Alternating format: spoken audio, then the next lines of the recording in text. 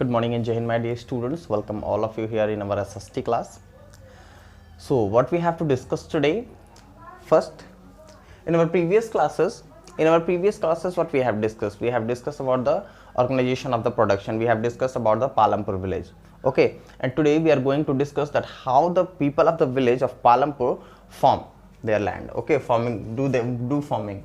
So today's topic will be farming in Palampur. हम आज पढ़ने वाले हैं कि पालमपुर में जो लोग हैं, जो पीपल हैं पालमपुर विलेज के, वो कैसे फार्मिंग करते हैं वहाँ पे. ठीक है, चलिए आइए डिस्कस करते हैं.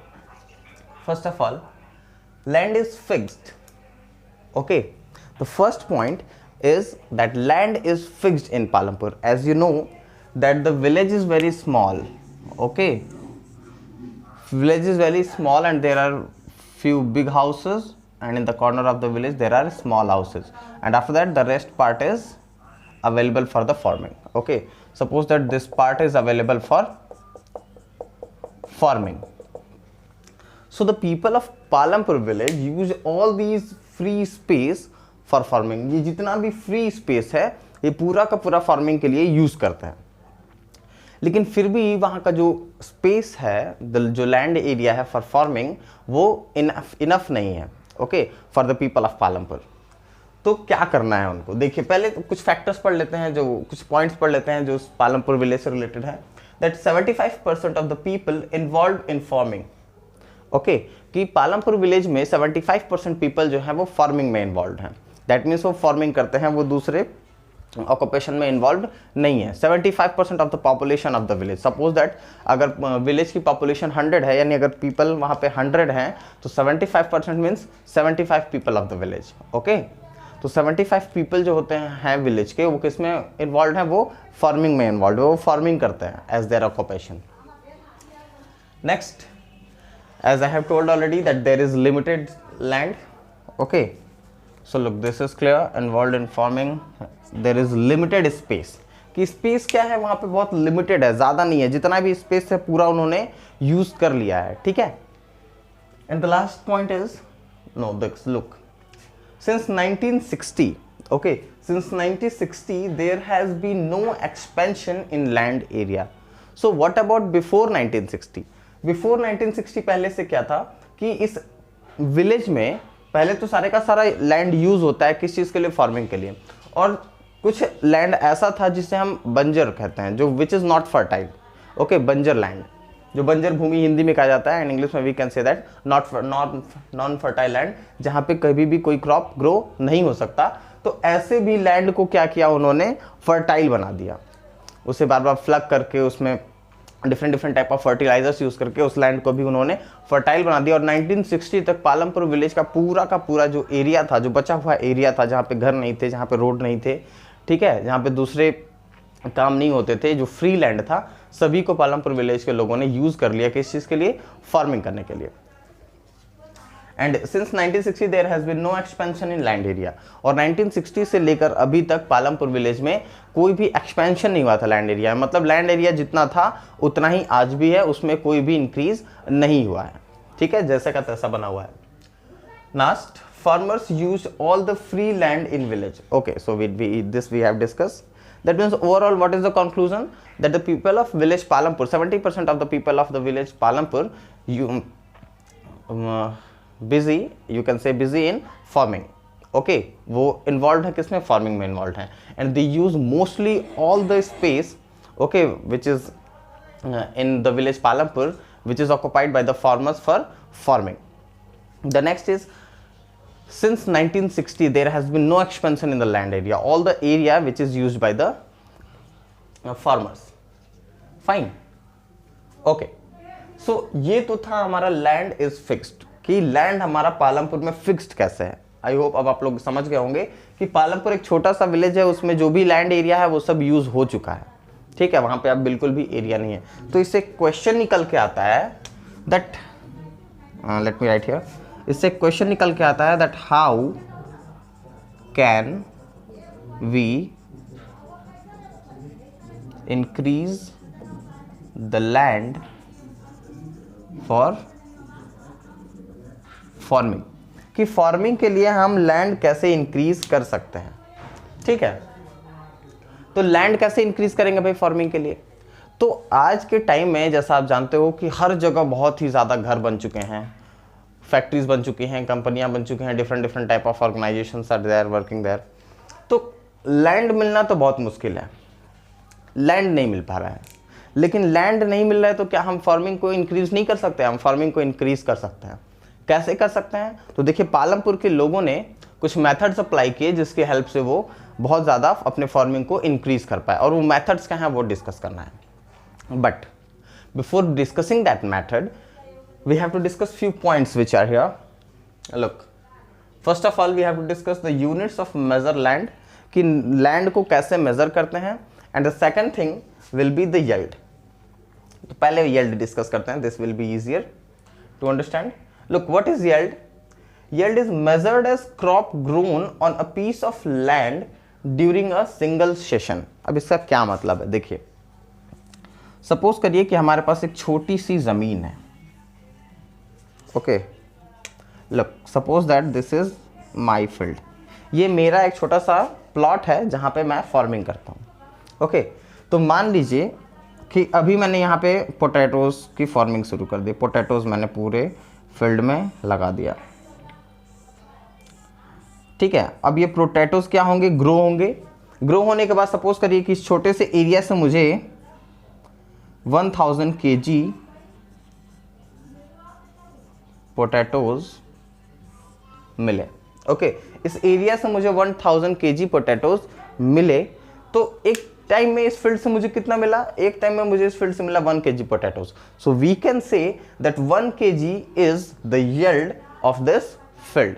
ओके, अब आप समझ सकते हो मेजर्ड एज क्रॉप ग्रोन, कि किसी भी एरिया में जो क्रॉप ग्रो होता है on a piece of land, किसी भी लैंड के एक टुकड़े पे, किसी भी एक पीस ऑफ लैंड में जो क्रॉप ग्रो होता है ड्यूरिंग अ सिंगल सीजन, एक सीजन में, यानी एक टाइम पे जितना क्रॉप ग्रो होता है, that is known as yield. मान लीजिए अगर इसी में मैंने वीट की फार्मिंग की है और वीट मुझे मिला 10,000 kg। 10,000 kg अगर वीट मुझे मिल गया एक बार में, ठीक है, so I can say that 10,000 is the yield of this field. Okay, so now I hope this yield is clear to you, and we have to discuss now units of measurement. Okay, I want to discuss more topics today, so that's why I'm going faster. Look, now what are the units to measure land? कि land को हम कैसे major करते हैं, कि हमारे पास कितना land है, आपके पास कितना लैंड है, भाई उनके पास कितना लैंड है, ये हम कैसे मेजर कर सकते हैं? तो इसके लिए क्या है, mathematics students already know that, वैसे तो सभी लोग मैथमेटिक्स पढ़ते ही होंगे। In mathematics you have discuss about the area. Okay, area की हेल्प से हम क्या करते हैं, किसी भी लैंड को मेजर कर सकते हैं। बट विलेज साइड में जब आप जाएंगे, गांव में जाएंगे, तो वहाँ पे आप कह सकते हो लोकल यूनिट्स यूज़ किए जाते हैं। अब वो लोकल यूनिट्स क्या हैं? लाइक बीघा, गुइंठा, कहीं कहीं आपने सुना होगा लठ। ओके, कि क्या करते हैं वो लोग अपने बड़े बड़े डंडे यानी लठ की हेल्प से ज़मीन को मेज़र करते हैं और उसी की हेल्प से वो अपना मेजरमेंट निकालते हैं। तो these are the local units and we have not discuss about this. Okay, हमको ये नहीं डिस्कस करना है। We have to discuss about this standard unit of land. Okay, कि स्टैंडर्ड यूनिट में हम कैसे मेजर कर सकते हैं, जहाँ पे किसी को भी बता दे तो समझ में आ जाए। क्योंकि भाई गांव के लोग अगर आके शहरों में बताएंगे that I have this much bigha ज़मीन, तो बहुत कम ही लोग समझ पाएंगे। बट स्टैंडर्ड यूनिट में सभी लोग समझ सकते हैं। तो फर्स्ट ऑफ ऑल आपको समझना पड़ेगा कि किसी भी पीस ऑफ लैंड को मेजर करने के लिए we have to find out the area. चलिए मान लेते हैं हमारे पास एक छोटी सी ज़मीन है दिस। ओके, जिसकी लेंथ भी 100 मीटर है एंड विड्थ भी 100 मीटर है। That means what? This will be a square.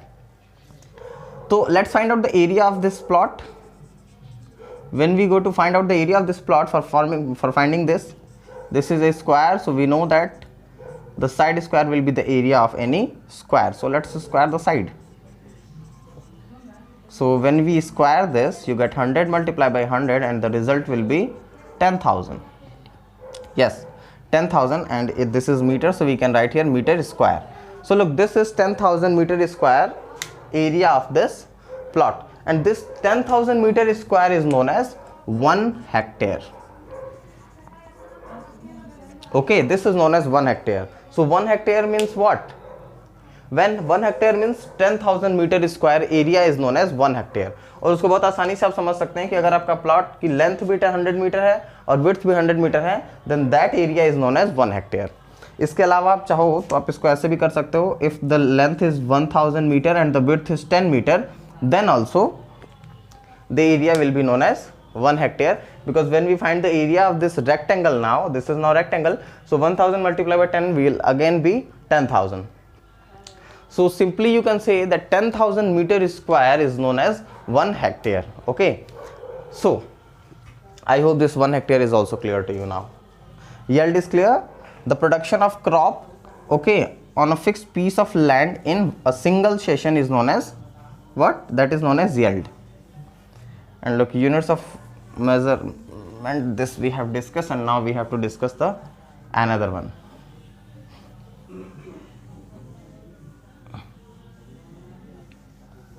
Okay, look, so first point was land is fixed. So land was fixed in Palampur, as we have seen कि पालमपुर में क्या है भाई, land fixed है।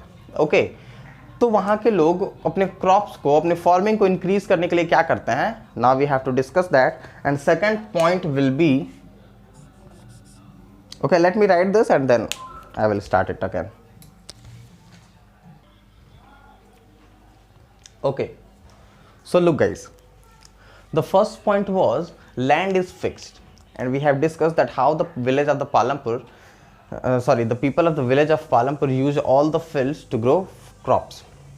So वहाँ से एक क्वेश्चन आता है that can we increase our farming, can we increase our crops, okay, on a fixed land, कि लैंड उतना ही रहे और हम अपने क्रॉप्स को ग्रो कर सकते हैं। So look, is there any way to grow more crops from the same land? क्या कोई प्रोसेस है, क्या कोई मेथड है, क्या कोई ऐसा आइडिया है जिसकी हेल्प से हम सेम लैंड से ही मोर क्रॉप्स ग्रो कर सकते हैं? So answer will be yes. Answer क्या होगा?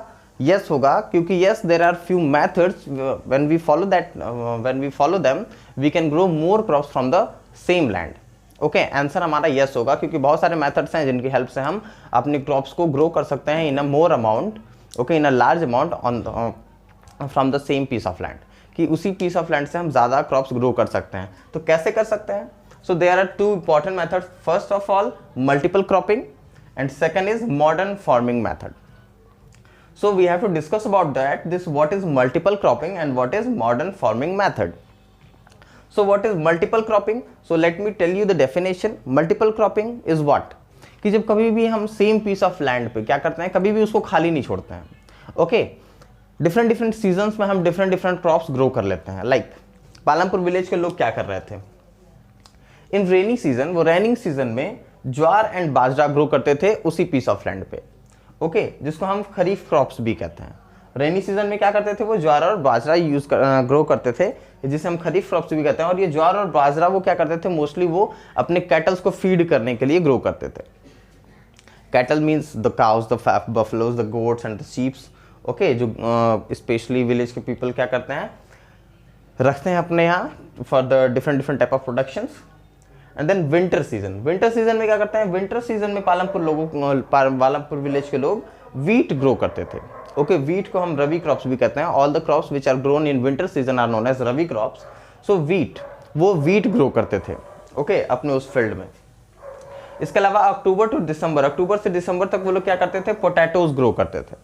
ओके, तो आपने क्या देखा कि डिफरेंट डिफरेंट सीजन में, डिफरेंट डिफरेंट वेदर्स में वो क्या करते हैं, डिफरेंट डिफरेंट क्रॉप्स ग्रो करते हैं। जो सीजन जिस क्रॉप के लिए ज़्यादा पंचुअल होता है, वो उसके लिए उस सीजन में उस क्रॉप को ग्रो करते हैं। जो भी सीजन जिस क्रॉप के लिए ज़्यादा बेहतर होता है।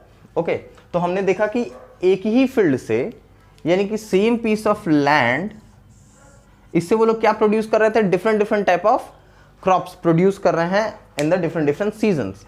सो this is known as what, multiple cropping. Multiple cropping means what, when we grow different type of crops, okay, in different seasons but with the same piece of land, कि एक ही piece of land है जिससे हम different seasons में different crops grow करते हैं। that type of farming is called multiple cropping और multiple farming। तो ये तो क्लियर हो गया भाई। इसके अलावा भी वो लोग क्या करते थे, during the whole season they grow sugarcane, यानी कि जो पीस ऑफ लैंड था उसी में कुछ लैंड उन्होंने ऐसा भी रखा था जहाँ पे वो शुगर कैन ग्रो करते थे, क्योंकि शुगर कैन को ग्रो होने के लिए पूरा का पूरा सीजन चाहिए, पूरा का पूरा कंप्लीट सेशन, कंप्लीट ईयर चाहिए, तो वो लोग पूरे ईयर के लिए, पूरे टाइम के लिए, पूरे साल के लिए आप कह सकते हो कि शुगर कैन ग्रो करते थे on a small piece of land. Okay, this is a type of cash crop. तो कैश क्रॉप होता है, इससे ज़्यादा क्रॉप कैश मिल सकता है आपको इसको सोल्ड करने से। और शुगर कैन को वो क्या करते थे, शुगर कैन को वो रॉ शुगर कैन या फिर उससे जगरी बना के, जगरी मीन्स होता है गुड़, ओके, जो मोस्टली लोग घर पे यूज़ करते हैं खाने के लिए in during summer season. So raw sugar cane यानी बस शुगर कैन को कट किया और उसको ले जाके वो शाहपुर के छोटे छोटे, जो छोटा सा विलेज था शाहपुर, पालमपुर विलेज के पास में ही, ओके, आप कह सकते हो स्मॉल टाउन था, सॉरी, जो शाहपुर स्मॉल टाउन था उसमें ले जाके वो शुगर कैन के, रॉ शुगर कैन या फिर जगरी बना के उसका सोल्ड आउट कर देते थे। इसके अलावा जो वीट होती थी पालमपुर विलेज के लोगों के पास, तो वीट क्या करते थे वो खुद के खाने के लिए रख के, ओके, वो जो बचा हुआ एक्स्ट्रा वीट होता था उसको ले जाके वो रायपुर की मंडियों में सोल्ड आउट कर देते थे, सॉरी रायगंज की मंडियों में सोल्ड आउट कर देते थे जो एक्स्ट्रा वीट होता था। So this method they are applying, okay, to grow more and more crops. But there is one more method that is known as modern farming method which they use after 1960s. पहले एक चीज़ समझिए कि modern farming method को उन्होंने use किया 1960 के last के बाद, है ना, आफ्टर 1960 यू कैन से, और the end of the 1960s के लास्ट में उन्होंने यूज़ किया। तो 1960 से पहले क्या यूज़ करते थे वो लोग, 1960 से पहले वो मल्टीपल फार्मिंग मेथड यूज करते थे। इसके अलावा वो जो दूसरा यूज करते थे that is known as traditional farming method, okay, वो ट्रेडिशनल फार्मिंग मेथड यूज करते थे। तो ट्रेडिशनल फार्मिंग मेथड क्या होता है भाई, ट्रेडिशनल फार्मिंग मेथड में क्या होता है, traditional seeds are to be used, okay, traditional seeds use करते थे और ट्रेडिशनल सीड्स को ग्रो होने के लिए प्लेंटी ऑफ वाटर की ज़रूरत होती थी, यानी बहुत ही ज़्यादा पानी की ज़रूरत होती थी, उसमें एरीगेशन बहुत ज़्यादा होता था। तो जैसा आप जानते हैं कि पालमपुर विलेज में इलेक्ट्रिसिटी कि कोई प्रॉब्लम नहीं थी, वहाँ पे इलेक्ट्रिसिटी कनेक्शन लगभग सभी घरों में था, तो वहाँ के लोग भी क्या करते थे, बहुत आसानी से फार्मिंग कर लेते थे, जितना भी वाटर की ज़रूरत होती थी वो उतना वाटर प्रोवाइड करवा देते थे। One second, I think I am wrong, I am getting wrong, listen, I am so sorry. Traditional method में क्या होता है कि ट्रेडिशनल सीड्स यूज़ होते हैं, ओके, और उसमें ज़्यादा वाटर की ज़रूरत नहीं होती, I am so sorry for that, कि उसमें ज़्यादा वाटर की ज़रूरत नहीं होती है, तो बहुत आसानी से क्रॉप्स को ग्रो कर लेते हैं। लेकिन इससे क्या होता है कि एक सीड से एक ही प्लांट ग्रो होता है और उससे बहुत कम ही क्रॉप मिलता है। तो ये तो ट्रेडिशनल मेथड था जो वो यूज़ करते थे 1960 के मिडिल तक या उससे पहले पालमपुर विलेज के लोग। But after 1916 they use modern method of farming, okay. अब इस मॉडर्न मेथड ऑफ फार्मिंग में क्या होता है कि फार्मिंग के मॉडर्न मेथड में जो 1960 के लास्ट में और आप कह सकते हैं उसके बाद यूज़ किया जाने लगा पालमपुर के लोगों में, वो लोग क्या करते थे, वो लोग नए टाइप के सीड्स यूज़ करते थे, ओके, जिससे वो ज़्यादा क्रॉप्स को ग्रो कर सकें। सो आपको क्या करना है, you have to learn that there are two method for increase our farming, that is multiple cropping and modern farming method. So multiple cropping, I hope this is clear to you. When we grow different type of crops in different seasons, that is known as multiple cropping. और उसके बाद हम लोग modern farming method discuss करना है, and that we will discuss in our next class, okay. Because आज का मुझे लगता है कुछ ज़्यादा ही हो गया, because today we have discuss about yield, hectare, and we have discuss about the multiple cropping, we have discuss about the problems of the land is fixed in Palampur village. I hope that is all clear to you. If you are going to find any problem, then you can contact me directly, then I will explain you that thing, and this modern farming method we will discuss in the next class. Thank you and Jai Hind guys.